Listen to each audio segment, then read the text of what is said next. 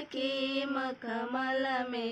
मखमल में सारा बदन झलके मखमल में। कौना के बहिनी के आल झलके गाल झलके साड़ी के भीतर बदन झलके मखमल में सारा बदन झलके मखमल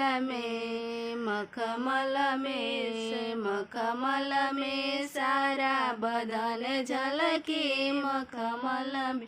कवना के बउआ के आल झलके गाल झलके साड़ी के भीतर बदन झलके मखमल